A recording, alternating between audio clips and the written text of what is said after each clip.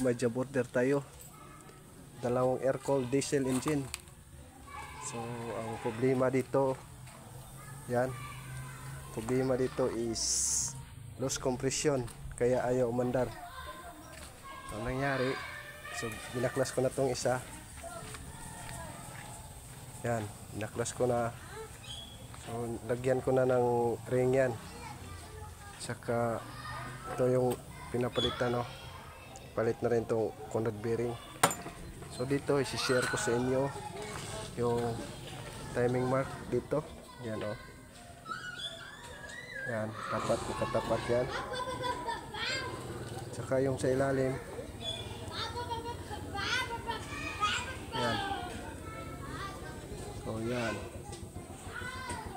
So, kailangan itap mo yan para aandar yan, kasi pag hindi mag-tap yan talagang hindi andar sa mga baguhan dyan. So ito na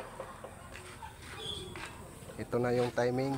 Tsaka para kailangan ninyo maggawang DIY, no, kayo pwede na, kahit naman kayo pwede naman to ninyo gagawin. So may guide na kayo. So, mamaya na yan. So shout out pala sa ating customer, si paring Roberto Soria. So pre, ito na yung unit mo pre, oh.